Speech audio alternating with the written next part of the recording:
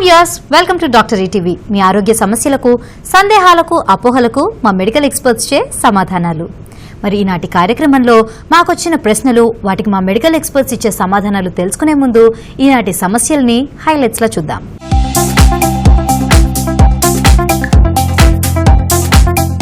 చిన్న మధ్య వయస్కులకు heart attack రాకుండా ఉండాలంటే ఎటువంటి జాగ్రత్తలు తీసుకోవాలి? అలర్జీ వల్ల ఆస్తమా వస్తుందా? ఆస్తమా వల్ల ఎలర్జీస్ వస్తాయా? ప్రీమెచ్యూర్ బేబీస్ ఎప్పుడూ బలహీనంగానే ఉంటారా? లైపో బేరియాటిక్ సర్జరీలు ఎటువంటి వారికి సజెస్ట్ చేస్తారు? గర్భిణీలలో ఉమ్మనీరు ఎందుకు తగ్గుతుంది? చూయింగ్ గమ్స్ తింటే పళ్ల చిగుళ్లు గట్టిపడతాయా? ఈనాటి ఎపిసోడ్లోని మొదటి ప్రశ్న ఏంటో చూద్దాం. మా బంధువుల్లో, కుటుంబంలో ఎర్లీ ఏజ్ లో చాలా మందికి హార్ట్ అటాక్స్ వచ్చాయి. ఇప్పుడు నా వయసు 25 సంవత్సరాలు. మరి ఇలా హార్ట్ అటాక్ నాకు చిన్న వయసులోనే రాకుండా ఉండాలంటే నేను ఏ విధమైన జాగ్రత్తలు తీసుకోవాలి అంటూ అడుగుతున్నారు. ఈ ప్రశ్నకి ప్రముఖ కార్డియాలజిస్ట్ డాక్టర్ దయాసాగర్ గారు సమాధానమిస్తారు. హార్ట్ అటాక్ అనే జబ్బు వంశపారంపరంగా వస్తుంది. మన తల్లిదండ్రులకు కానీ, తాత ముత్తాతలకు కానీ ఉంటే మనకు వచ్చే అవకాశం కూడా ఎక్కువగా ఉంటుంది. అదొక్కటే ఫ్యాక్టర్ కాదు. ఇప్పుడు దాంతోపాటు మనకు షుగర్ జబ్బు ఉంటే వచ్చే అవకాశం ఎక్కువగా ఉంటుంది. అన్కంట్రోల్ బ్లడ్ ప్రెషర్ ఉంటే వచ్చే అవకాశం ఎక్కువగా ఉంటుంది. కొలెస్ట్రాల్ ఎక్కువగా ఉంటే ఎక్కువగా ఉంటుంది. అలాగనే స్మోక్ చేస్తే గిన మళ్ళీ హార్ట్ అటాక్ వచ్చే అవకాశం ఇంకా ఎక్కువ అవుతుంది. అదే ఏం పని చేయకుండా ఉట్టిగా తిని కూర్చొని సెడెంటరీ లైఫ్ స్టైల్ ఉంటే మళ్ళీ వచ్చే అవకాశం ఎక్కువగా ఉంటుంది.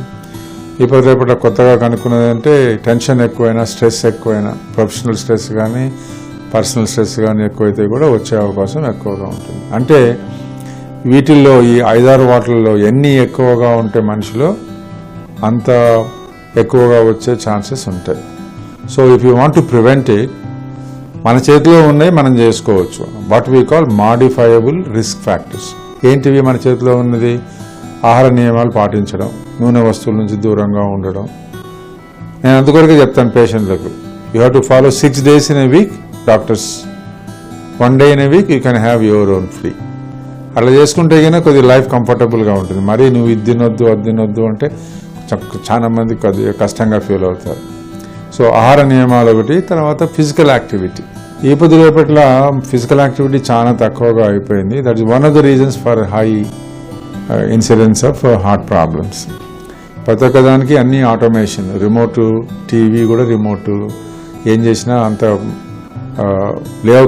మనిషి లేవకుండా, మనిషి కదలకుండా చేసే పరికరాలు చాలా అయిపోయినాయి. అందుకొరకే నేను చెప్తాను ఏంటంటే, కనీసం వారానికి 5 రోజులైనా పొద్దున్నే ఒక అరగంట నుంచి గంట దాకా నడిస్తే కనుక that will prevent lots of problems. మూడోది వెయిట్ ఎక్కువ కాకుండా వెయిట్ తగ్గించుకుంటే కనుక మనకు హార్ట్ అటాక్ వచ్చే అవకాశం తక్కువగా ఉంటుంది. అలాగనే డయాబెటీస్ ఉన్న వాళ్ళకు డయాబెటీస్ కంట్రోల్, బ్లడ్ ప్రెషర్ ఉన్న వాళ్ళకు బ్లడ్ ప్రెషర్ కంట్రోల్, కొలెస్ట్రాల్ ఉన్నందుకు మందులు వాడాలి. కానీ ఇప్పుడు మనం ఏమి పాటించకుండా మనకు జబ్బును రాకుండా ఉండాలంటే అది మాత్రం వీలు కాదు. ఒకవేళ మీ ఇంట్లో మీ వంశంలో గిన జబ్బు ఉంటే గిన ఈ ప్రివెంటివ్ మెజర్స్ మీరు తొందరగా స్టార్ట్ చేస్తే better. Life style changes. What we can do is change your eating habits, increase your physical activity. ఈ మరి fast foods, oily foods, fatty foods తినకుండా ఫ్రూట్స్, వెజిటబుల్స్ ఎక్కువగా తింటే మంచిగా ఉంటుంది. సో ఇది కొద్దిగా లైఫ్ స్టైల్ మాడిఫికేషన్స్. ప్లస్ కొన్ని డ్రగ్స్ ఉన్నాయి, స్టాటిన్స్ అంటాం. వాటి వల్ల కొలెస్ట్రాల్ తక్కువగా అవుతుంది, హార్ట్ అటాక్ రావడం కూడా బాగా తక్కువగా ఉంటుంది. ఒకవేళ మీ వంశంలో వచ్చే అవకాశం ఎక్కువగా ఉంటే ఈ స్టాటిన్స్ మేము కొద్దిగా తొందరగానే స్టార్ట్ చేస్తాము. So that physical life style measures plus some drugs certainly will postpone, if not prevent the heart attack. Thank you doctor Dayasagar గారు. ఇప్పుడు మరో ప్రశ్న చూద్దాం. నా వయసు 32 సంవత్సరాలు. తుమ్ములు, దగ్గుతో పాటు రాత్రి నిద్రలో శ్వాస తీసుకోవడం కూడా సమస్యగా ఉంది. ఆస్తమా కూడా ఉందన్నారు. కళ్ళు దురద, కళ్ళెం వస్తోంది. ఇది అలర్జీ వల్ల వస్తుందన్నారు. దీనివల్ల ఆస్తమా వచ్చిందా లేదా ఆస్తమా వల్ల అలర్జీ వస్తాయా అంటూ అడుగుతున్నారు. ఈ ప్రశ్నకి ప్రముఖ పల్మనాలజిస్ట్ డాక్టర్ సుధీర్ గారు ఏమంటారో ఇప్పుడు చూద్దాం. ఈ అలర్జీ అనేది ఎక్కడైనా రావచ్చు, బాడీలో స్కిన్లో రావచ్చు, ముక్కులో రావచ్చు, థ్రోట్లో రావచ్చు, అంటే గొంతులో రావచ్చు, లంగ్స్లో రావచ్చు. లంగ్స్లో వచ్చిన దాన్ని ఎలర్జీని ఆస్తమా అని చెప్పి అంటాము. సో చాలామంది వస్తూ ఉంటారు, చాలా ఏళ్ల నుంచి ఆయాసము, పిల్లి కూతులు అవన్నీ వచ్చినా ఎలర్జీ అని చెప్తూ ఉంటారు, కానీ అది ఆస్తమా ఉంటుంది. సో ఇది ఎలర్జీ అనేది ఆస్తమా వచ్చేదానికి అవకాశం ఉంది. ఎలర్జీ వల్ల ఆస్తమా రావడానికి అవకాశం ఎక్కువ ఉంది. ఆస్తమా వల్ల ఎలర్జీ రాదు, ఎలర్జీ వల్ల ఆస్తమా వస్తుంది. అందరికీ ఇది ఎందుకు రాదు అంటే ఒక్కొక్కళ్ళు ఒక్కొక్క జెనెటిక్ టెండెన్సీ ఉంటుంది. కొంతమందికి ఫ్యామిలీలో రన్ అవుతుంది ఇది. ఆ ఫ్యామిలీలో అంటే మన ప్రిడిసెసర్స్, మన ఫాదర్స్, మన ఫోర్ ఫాదర్స్ ఎవరికైతే ఉంటుందో వాళ్ళ నుంచి వచ్చే ఆ వంశపారంపర్యంగా వచ్చిన ఆ ప్రీడిస్పోజిషన్, అంటే ఆ స్వభావము కొంతమందికి ఈ ఆస్తమా రావడానికి కారణం ఉంటుంది అనమాట. దీనికి ఏది తోడ్పడుతుందంటే అలర్జీ అనేది ఏదైతే డస్టో, లేకపోతే కొన్నిసార్లు వెరీ రేర్గా ఫుడ్ ఐటమ్స్, కొన్నిసార్లు కొన్ని స్మోక్స్, కొన్నిసార్లు వెరీ స్ట్రాంగ్ పర్ఫ్యూమ్స్, ఇలాంటివి కొన్ని పడవు.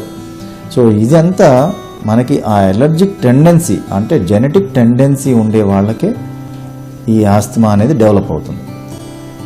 కొంతమంది ఫ్యామిలీలో ఎవరికి ఉండకపోయినా కూడా అది ఈ ఎన్వైరన్మెంటల్ పొల్యూషన్ వల్ల చాలామందికి ఆస్తమా అనేది కొత్తగా తయారవుతుంది. వాళ్ళ ఫోర్ ఫాదర్స్కి ఎవరికి ఉండుండకపోవచ్చు, ఫ్యామిలీలో ఎవరికి ఉండుండకపోవచ్చు, అయినా కూడా కొత్తగా వస్తుంది. వాళ్ళకు కూడా అప్పటి నుంచి మొదలయ్యి ఇంకా ఎన్నో సంవత్సరాలు అలా ఉండొచ్చు. ప్రీమెచ్యూర్ బేబీస్ అంటే నెలలు నిండకుండానే పుట్టిన పిల్లల గురించి ఒక ప్రశ్నని ఈ విధంగా రాస్తున్నారు. ప్రీమెచ్యూర్ బేబీస్ వీక్గా పుడతారు, వారు భవిష్యత్తులో బలహీనంగానే ఉంటారా? అలాగే నెలలు నిండకుండా పుట్టిన ఈ బేబీస్ కు ఇమ్యూనిటీ బాగా తక్కువగా ఉండి రోగాల బారిన పడుతూ ఉంటారు అనే అపోహ ఉంది. ఇది నిజమేనా అంటూ రాస్తున్నారు. ఈ ప్రశ్నకి ప్రముఖ చైల్డ్ స్పెషలిస్ట్ డాక్టర్ నందకిషోర్ గారు ఏం సమాధానం ఇస్తారో చూద్దాం. అంటే మీరు చెప్పిన దాంట్లో కొంత నిజం ఉందండి, అదే కొద్దిగా బ్యాక్గ్రౌండ్ ఇవ్వాలి. ఎందుకంటే ఇప్పుడు బేబీస్ నార్మల్గా అయితే 10 నెలలు నిండిన తర్వాత పుడతారు. 9 నెలలు నిండి 40 వీక్స్ జెస్టేషన్ అంటే 9 నెలలు నిండిన తర్వాత పుడతారు. అందుకని ముందు పుట్టినప్పుడు ఏమవుతుంది అంటే ఎంత ముందు పుట్టే దాన్ని బట్టి వాళ్ళ డెవలప్మెంట్ అనేది తెలుస్తుంది. మరీ ముందుగా పుడితే మరీ నెలలు నిండకుండా కొంతమంది 7 నెలల కింద ముందు పుడతారు. అంటే ఒక 2 months అంటే 28 వీక్స్ అంటారు, అంటే ఒక 10 to 12 వీక్స్ డెవలప్మెంట్ అనేది ముందు పుడతారు. అప్పుడు ముందుగా పుట్టినప్పుడు ఏమవుతుంది అంటే డెవలప్మెంట్ అనేది ప్రతి ఆర్గాన్లో, అంటే బాడీలో ప్రతి ఆర్గాన్లో డెవలప్మెంట్ ఇంకా అంతగా అవ్వదు. సో మీ ఇమ్మీడియట్గా ప్రాబ్లం వచ్చేసి ఏమవుతుంది అంటే లంగ్స్ మెచ్యూరిటీ ఉండదు. సో లంగ్స్ మెచ్యూరిటీ లేనప్పుడు వాళ్ళకి వెంటిలేషన్ అవసరం అవుతుండొచ్చు, అదొకటి. గుండె కూడా అంత మెచ్యూర్గా ఉండదు కాబట్టి ఒక్కొక్కసారి కొన్ని మెడిసిన్స్ అవసరం. పీడీఏ అని ఉంటుంది, అంటే పేటెంట్ డక్టస్ ఆర్టియోసిస్, అది ఉంటే అది క్లోజ్ చేయడానికి కొన్ని మెడిసిన్స్ అవసరం అవుతూ ఉంటాయి. అట్లాగే వాళ్ళు వెయిట్ తక్కువగా ఉన్నప్పుడు కానీ రోగనిరోధక శక్తి చాలా తక్కువగా ఉంటుంది, సో ఇన్ఫెక్షన్ వచ్చే అవకాశం ఉంటుంది. సో అంటే ఇవన్నీ గురించి మామూలు వాళ్ళు ఇంక్యుబేటర్లో పెట్టి ఐసీయూలో పెట్టి క్లోజ్ మానిటరింగ్లో పెడతాం. సో వాళ్ళకి ఏ రకమైన సపోర్ట్ అవసరం అవుతుంది, ఏ రకమైన ఇన్సల్ట్ వాళ్ళకి ఆ పీరియడ్లో వచ్చిన దాన్ని బట్టి లాంగ్ టర్మ్ అవుట్కమ్ ఉంటుంది. జనరల్గా ఏంటంటే లెస్ దెన్ 28 వీక్స్ అవుట్కమ్ అంతగా ఉండదు. మోర్ దెన్ 28 వీక్స్ వేరే రకమైన ప్రాబ్లం లేకపోతే అవుట్కమ్ బాగానే ఉంటుంది. ఎస్పెషల్లీ మోర్ దెన్ 32 వీక్స్ అట్లాగా ఉంటే outcome generally as good as normal babies లాగా ఉంటారు. అదే ఈ రకమైన ప్రాబ్లమ్స్ ఇంటెన్సివ్ కేర్లో లేకుండా ఉంటే జనరల్గా వాళ్ళు ఫ్యూచర్లో ప్రాబ్లమ్స్ ఉండవు. మీరు అన్నట్టు రోగనిరోధక శక్తి కానీ ఇంకేదైనా కానీ నార్మల్గా వీళ్ళు క్యాచప్ అవుతుంది. బేబీస్ ఎర్లీగా పుట్టినప్పుడు ఇంతకుముందు అన్నట్లుగా వాళ్ళకి ఎంత మెచ్యూరిటీ ఉన్నది, అంటే ఎంత ప్రీటర్మ్గా పుట్టారు దాన్ని బట్టి, అంటే ఎంత ముందుగా పుట్టారు నెలలు నిండకుండా దాన్ని బట్టి వాళ్ళ అవుట్కమ్ ఉంటుంది. కాకపోతే వీళ్ళు ఐసీయూలో ఉండి ఇంటెన్సివ్ కేర్లో వేరే రకమైన ప్రాబ్లం లేనప్పుడు నార్మల్ బేబీస్ లాగానే డెవలప్మెంట్ కానీ వెయిట్ పెరగడం కానీ నార్మల్ బేబీస్ లాగానే ఉంటుంది. కాకపోతే డెవలప్మెంట్ అనేది ఒకటి మనం చూడాల్సింది ఏంటంటే వాళ్ళు ఎంత ఎర్లీగా పుట్టే దాన్ని బట్టి డెవలప్మెంట్ అట్లాగా ఉంటుంది. అంటే నార్మల్గా 2 years వరకు, ఫర్ ఎగ్జాంపుల్ ఒక బేబీ 7 నెలల్లో పుట్టింది అనుకోండి, దాన్ని పుట్టినప్పటి నుంచి బేబీ 6 months ఏజ్ వచ్చింది అనుకోండి, నీకైనా అంటే ఆ 6 months నార్మల్ పుట్టిన బేబీకి ఈ బేబీ కంపేర్ చేయలేము. ఎందుకంటే ఈ బేబీ ఇంకా స్టిల్ 6 నెలలు అయినప్పటికి కూడా 2 నెలల డెవలప్మెంట్స్ బిహైండ్ ఉన్నారు కాబట్టి ఆ పీరియడ్ ఏదో తీసేయాల్సి ఉంటుంది. మనం తీసేసి అప్పుడు మాత్రమే మనం కంపేర్ చేయలేస్తాము. యూజువల్గా 2 years వరకు చేస్తూ ఉంటాం. 2 years up to 2 years development వరకు ఆ ప్రీమెచ్యూరిటీ ఎంత పీరియడ్ ఉందో అది తీసేసి చూడాలి. కరెక్టెడ్ జెస్టేషనల్ ఏజ్ అంటాం ఇది మనం. సో అది చేసినప్పుడు అది వాళ్ళు కరెక్ట్గా ఆ ఏజ్ గ్రూప్ ఫిట్ వచ్చే ఇంతకుముందు చెప్పిన బేబీ 7 monthsలో పుట్టింది, 6 months అయినప్పటికీ కూడా ఒరిజినల్లీ 4 month old ఎందుకంటే 2 months బిహైండ్ ఉంది కాబట్టి. సో 4 month old బేబీ ఎంత చేస్తుందో అంత చేస్తుంటే వాళ్ళ అవుట్కమ్ బాగానే ఉంటుంది వాళ్ళకి. థ్యాంక్ యూ డాక్టర్ నందకిషోర్ గారు. ఒబేసిటీ సమస్యల గురించి ఒకరు ఈ విధంగా రాస్తున్నారు. ఒబేసిటీని తగ్గించుకోవడానికి కొంతమందికి బేరియాటిక్, కొంతమందికి లైపోసెక్షన్ సర్జరీలని సజెస్ట్ చేస్తూ ఉంటారు. అసలు ఏ శరీర తత్వానికి ఏ విధమైన సర్జరీని సజెస్ట్ చేస్తారో సవివరంగా తెలియచేయండి అంటూ రాస్తున్నారు. ఈ ప్రశ్నకి ప్రముఖ plastic and cosmetologist doctor Gnaneshwar గారు ఏం సమాధానమిస్తారో ఇప్పుడు చూద్దాం. లైపోసెక్షన్ యూజువల్గా BMI 30% తక్కువ ఉండి వాళ్ళ బాడీ వెయిట్ మెయింటైన్ చేయగలిగే వాళ్ళకి మాత్రమే లైపోసెక్షన్ చేసుకోవటం బెటర్. ఇంకోటి వాళ్ళ మెయిన్ శరీరం వాళ్ళ బాడీ షేప్ ఒక పర్ఫెక్ట్ షేప్ కోసం కావాలనుకోవడమే లైపోసెక్షన్ చేసుకోవటం. బెరాట్రిక్ సర్జరీ ఎవరికంటే BMI more than 30 ఉండి ఎవరైతే వాళ్ళ ఆహార అలవాటు కంట్రోల్ చేయలేకపోయారో, లేదు వాళ్ళకి ఎక్కువ BMI more than 40 ఉండి బీపీ, షుగర్, నీ పెయిన్స్, జాయింట్ పెయిన్స్ ఉన్న వాళ్ళు బెరాట్రిక్ సర్జరీ చేయించుకోవటం బెటర్. కానీ బిఫోర్ నా ఏంటంటే బెరాట్రిక్ సర్జరీ చేసుకునే ముందు ఒక 6 నెలలు స్ట్రిక్ట్గా ట్రై చేయాలి. ఫస్ట్ వాళ్ళ ఆహారపు అలవాట్లు మార్చుకోవటము, తర్వాత ఎక్సర్సైజ్ చేయటము, ఇవన్నీ చేసి కూడా 6 నెలలు తగ్గకపోతే అప్పుడు బెరాట్రిక్ సర్జరీ చేయించుకోవటం బెటర్. ఏ సర్జికల్ ప్రక్రియ అయినా కూడా కాంప్లికేషన్లు అనేటివి ఉంటాయి. సో ముందు జాగ్రత్త పడటం వల్ల మీకు దాని యొక్క రిజల్ట్స్ అనేది బ్రహ్మాండంగా ఉంటాయి. మొన్న ఒక యుక్త వయసులో అంటే 30 సంవత్సరాల్లో ఒక అతను వచ్చి అడిగి నాకు లైపోసెక్షన్ కోసం వచ్చాను సార్ అన్నాడు. నేను అడిగాను అసలు మీరు ఎందుకు వచ్చారు లైపోసెక్షన్ కోసం అంటే అతను చెప్పడం ఏంటంటే నేను నా వెయిట్ తగ్గించుకోవాలని వస్తున్నాను సార్ అని అడిగాడు. నేను వెయిట్ తగ్గేదానికి నువ్వు ఏం చేస్తున్నావు అని అడిగాను. నేను వెయిట్ తగ్గేదానికి నేనేం చేయట్లేదు సార్, కానీ మీరు ఫస్ట్ ఇప్పుడు ఫ్యాట్ తీసేసిన తర్వాత నేను వెయిట్ రిడక్షన్ కోసం వెయిట్ తీసేదానికి ఎక్సర్సైజ్ అవి చేయాలనుకుంటున్నాను సార్ అన్నాడు. కానీ నేను అతని ఉద్దేశం చూస్తే అతను ఆహారపు అలవాట్లు అడిగాను, ఎలా ఉంటుంది, మీరు ఎలా తింటారు, ఎక్సర్సైజ్ ఎంత చేస్తారని అడిగాను. నేను అసెస్ చేసిన ప్రకారం అతను ఆహారం అనేది కంట్రోల్ లేదు, తినటం సరిగా ప్రాపర్ డైట్ ప్రాపర్ టైంలో తినట్లేదు, తక్కువ తిన్నా కూడా అబ్నార్మల్ టైంలో తినటం, లేదు ఒకేసారి ఎక్కువ తినటం, అవన్నీ చేయటం వల్ల అతను అబ్నార్మల్ ఒక పొట్ట పెరగటం, అతను పొట్ట ఎక్కువ ఉంది, పొట్ట భాగం అనేది ఎక్కువ ముందుకుంది. తర్వాత మిగతా శరీరం చూస్తే ఎక్కువ ఫ్యాట్ డిపాజిషన్ లేదు. ఇంకోటి అతను ఆల్కహాల్ కూడా రెగ్యులర్గా ఆల్కహాల్ తీసుకోవటం, ఇవన్నీ చూసిన తర్వాత నేను అతనికి ఒకటే సజెస్ట్ చేశామంటే ఫస్ట్ నువ్వు డైట్ అనేది కంట్రోల్ చేసుకోండి, మీ ఆల్కహాల్ స్మోకింగ్ అవి తగ్గించుకోండి, తర్వాత ఎక్సర్సైజ్ అనేది మొదలు పెట్టండి. మీరు ఒక పర్టికులర్ స్టేజ్ నుంచి ఇంకో స్టేజ్, ఒక వెయిట్ నుంచి ఇంకో వెయిట్ తగ్గేదాన్ని ట్రై చేయండి. అంటే సార్ నా వల్ల కదా సార్, నేను చాలా బిజీగా ఉంటాను, నాకు టైం ఉండదు, ప్లస్ నేను ఆల్కహాల్ నా వల్ల కావట్లేదు, మీరు ఏదో ఒకటి చేసి నాకు లైపోసెక్షన్ చేసేసి నా శరీరం నార్మల్గా చేసేయండి సార్. అతనికి ఇలా పేషెంట్స్ వచ్చిన వాళ్ళకి మేము యూజువల్గా ఏం చేస్తామంటే అవాయిడ్ చేస్తాం ఫస్ట్. ఎందుకంటే మేము సర్జరీ చేసిన తర్వాత వాళ్ళు ఆ వెయిట్ అనేది మెయింటైన్ చేయలేరు, మనం చేసిన సర్జరీ ప్రక్రియ కూడా వేస్ట్ అయిపోద్ది. ఒకటి వాళ్ళ సమయం వృధా, మా సమయం వృధా, మా కష్టం వృధా, వాళ్ళ డబ్బులు కూడా వాళ్ళు వేస్ట్ అయ్యే ఛాన్సెస్ ఎక్కువ ఉంటాయి. సో ఫస్ట్ ఏంటంటే ఆ బాడీలో వాళ్ళకి ఫస్ట్ నాకు ఒక బాడీ షేప్ కావాలి, నేను ఒక మెయింటైన్ బాగా అందంగా కనపడాలి, అలా అనుకున్నప్పుడే లైపోసెక్షన్ చేయటం ఉత్తమం. లేదు ఇవన్నీ నాకు కుదరదు సార్, నాకు ఇన్స్టెంట్గా రిజల్ట్స్ కావాలి, లేదు నేను వెయిట్ తగ్గాలి అన్న వాళ్ళకు బెరాట్రిక్ సర్జరీ చేసుకోవటం బెటర్. బెరాట్రిక్ సర్జరీ ప్రక్రియ యూజువల్గా ఇప్పుడు చిన్న కీహోల్ లాగా చేస్తున్నారు కాబట్టి మంచి రిజల్ట్స్ వస్తున్నాయి. బట్ వాళ్ళు కూడా దానికి కూడా తగిన జాగ్రత్తలు తీసుకొని సర్జరీ చేయించుకోవడం బెటర్. గర్భిణీ స్త్రీలకు సంబంధించిన మరో ప్రశ్నని ఇప్పుడు చూద్దాం. నేను 8 నెలల గర్భిణిని. డాక్టర్ గారు ఉమ్మనీరు తగ్గింది అన్నారు. అసలు ఉమ్మనీరు తగ్గడానికి గల కారణం ఏంటి? ఇలా జరగకుండా ఉండాలంటే ఏ విధమైన జాగ్రత్తలు తీసుకోవాలి అంటూ రాస్తున్నారు. మరి ఈ ప్రశ్నకి ప్రముఖ గైనకాలజిస్ట్ డాక్టర్ శశికళ కోలా గారు సమాధానమిస్తారు. కొన్నిసార్లు గర్భిణీ స్త్రీలు గర్భంతో ఉన్నప్పుడు 7వ నెల నుంచి అలాగా ఉమ్మనీరు తగ్గిపోయిందని చెప్తుంటారు. ఇది ఉమ్మనీరు తగ్గటం అన్నది గర్భంలో ఉన్నప్పుడు మాయ ఒక పనితీరుని తెలుపుతుందన్నమాట. అంటే మాయ బాగా పనిచేస్తున్నప్పుడు తల్లి ఒక రక్తం నుంచి మాయ ద్వారా బిడ్డకి రక్తము, నీరు అన్నీ కూడా అందు ద్వారా బిడ్డకి వెళుతుందన్నమాట. ఎప్పుడైతే మాయ సైజు తగ్గిపోతుందో అంటే ప్లసెంటల్ ఫంక్షన్ తగ్గినప్పుడు ఈ ఉమ్మనీరు కూడా తగ్గుతుంది. సో ఇలా జరిగినప్పుడు గర్భస్థ శిశువు చిన్నగా ఉంటుంది. గర్భస్థ శిశువు గ్రోత్ తగ్గిపోవటం, గ్రోత్ రిటార్డేషన్ అంటాము. గ్రోత్ రిటార్డేషన్ అయినప్పుడు ఈ ఉమ్మనీరు తక్కువ వెళ్ళి బేబీ కూడా ఈ ఉమ్మనీరుని తాగి మళ్ళా యూరిన్ లాగా ద్వారా మళ్ళీ బయటకు వదులుతుంది అన్నమాట. సో బేబీ చిన్నగా ఉన్నప్పుడు ప్లసెంటల్ ఫంక్షన్ తగ్గినప్పుడు అక్కడ ఉమ్మనీరు తక్కువ ఉంటుంది, స్వాలో చేయడానికి తగినంత నీరు ఉండదు. తక్కువ నీరు స్వాలో చేయటం వల్ల తక్కువ యూరిన్ ప్రొడక్షన్ ఉంటుంది. అంతేకాకుండా బ్లడ్ ఫ్లో తగ్గినందువల్ల వైటల్ ఆర్గన్స్కి బ్లడ్ తగ్గిపోతుంది. అంటే బేబీకి రక్త ప్రసారంలో ఆక్సిజనేషన్ తగ్గినప్పుడు బ్రెయిన్కి ఆక్సిజన్ ఎక్కువ పంపిస్తుంది. అబ్డామినల్ ఆర్గన్స్ అంటే పేగులకి, తర్వాత కిడ్నీస్కి రక్త ప్రసారం తగ్గిపోతుంది. కిడ్నీస్కి రక్త ప్రసారం తగ్గిపోయినప్పుడు కిడ్నీ ద్వారా తయారయ్యే యూరిన్ కూడా, బేబీ తయారు చేసే యూరిన్ కూడా తగ్గిపోతుంది.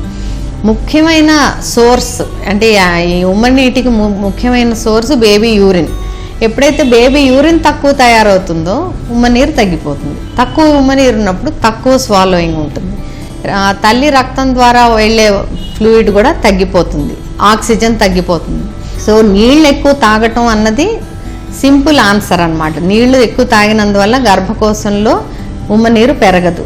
అంటే ఉమ్మనీరు తగ్గినప్పుడల్లా మాకు కూడా గైనకాలజిస్ట్కి అదొక అలార్మింగ్ సైన్. అంటే ఎందుకు అయింది అని ముందు మాకు కూడా అది ఇంపార్టెంట్ సైన్ అన్నమాట. వెంటనే గర్భస్థ శిశువు ఆరోగ్యం ఎలా ఉందని అనేక పరీక్షలు చేయాల్సి ఉంటుంది.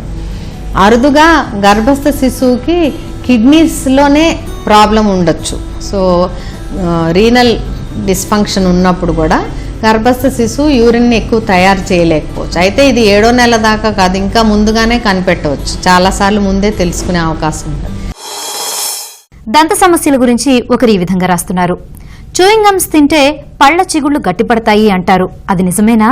అలాగే పులుపు తింటే పళ్ల సెన్సిటివిటీ తగ్గుతుంది అంటూ ఉంటారు, ఇది ఎంతవరకు నిజం? దీని గురించి తెలియచేయండి అంటూ అడుగుతున్నారు. ఈ ప్రశ్నకి ప్రముఖ డెంటల్ సర్జన్ డాక్టర్ ప్రసాద్ గారు సమాధానం అందిస్తారు. చీవింగ్ గమ్ అంటారా, చీవింగ్ గమ్ తినడం వల్ల మనకు ఒక అడ్వాంటేజ్ ఉంది. డిసడ్వాంటేజ్ కన్నా కూడా అడ్వాంటేజ్ చాలా ఎక్కువ ఉంది దీనిలో. ఎందుకంటే మనం ఈ చూయింగ్ గమ్ నోట్లో వేసుకొని నవ్వులుతూ ఉన్నప్పుడు లాలాజలం ఎక్కువ ఊరుద్ది.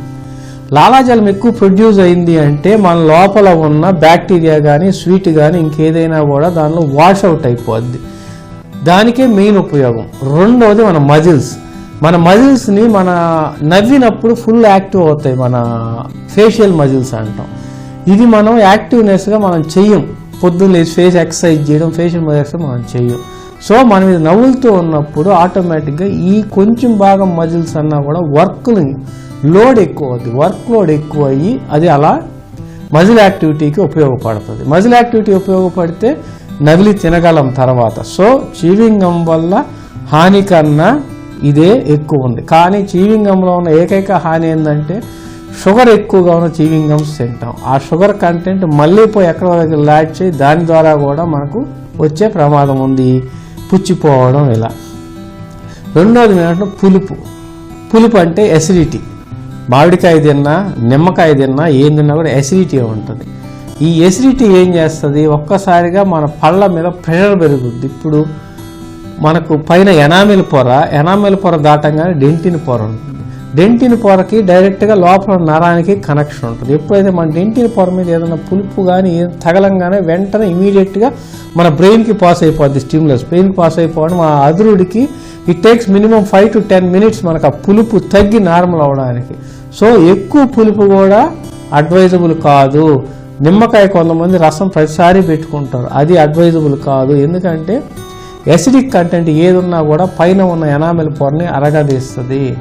ఇప్పుడు మీరు కొత్తగా వినే ఉంటారు, పంటిని ఎనామిల్ని ఏది అరగదీయలేదు. మనం తాగుతున్నాం cool drinks, soda, carbonate, acidity అంతా కూడా రిలేటెడ్ ఎసిడిటీ. మామిడికాయ అయినా, నిమ్మకాయ అయినా, డ్రింక్స్ అయినా ఏదైనా కూడా అసిడిటీ. ఈ అసిడిటీ ఎక్కువ అవ్వకుండా మనం చూసుకోవాలి. ఎసిడిటీకి న్యూట్రలైజ్ చేసేదే మన లాలాజలం. ఈ లాలాజలం ఉత్పత్తి ఎక్కువ ఉండాలి. అలానే మంచినీళ్ళు తాగి దాన్ని న్యూట్రలైజ్ చేసుకోవాలి. చేసుకొని నార్మల్గా ఉంటే మనకు అవన్నీ తగ్గుతాయి. సో పులుపు అనేది ఎక్కువ తినకూడదు. తినాలనిపించినా తిని వెంటనే దాన్ని న్యూట్రలైజ్ చేసుకోవాలి. చూశారు కదండి, ఇది ఈనాటి డాక్టర్ ఈటీవీ కార్యక్రమం. మరి ఈనాటి కార్యక్రమంలో ఈమెయిల్స్ ద్వారా మాకు వచ్చిన ఎన్నో ఆరోగ్య సమస్యలకి మా మెడికల్ ఎక్స్పర్ట్స్ చక్కని సమాధానాలు అందించారు. అలాగే మీకు కూడా ఉన్న ఆరోగ్య సమస్యలను, సందేహాలను, అపోహలను మాకు రాసి పంపించండి. మీరు పంపించాల్సిన మా చిరునామా డాక్టర్ ఈటీవీ కార్యక్రమంలో మీ ఆరోగ్య సమస్యలను, సందేహాలను మాకు రాసి పంపించవలసిన మా చిరునామా doctor ETV live, Ramoji film city, Hyderabad 5015112. మీ ప్రశ్నలు ఈమెయిల్ ద్వారా పంపించాలనుకుంటే dr.etv@etv.co.in కి మెయిల్ చేయండి. ఇంకా మీ డాక్టర్ ఈటీవీ కార్యక్రమాల్ని www.youtube.com/etvlifeindia లింక్ ద్వారా వీక్షించండి. ఇదండి ఈనాటి డాక్టర్ ఈటీవీ కార్యక్రమం. మరో ఎపిసోడ్ లో మళ్ళీ కలుసుకుందాం. Until then stay fit, stay healthy. This is Rajeshwari signing off. By.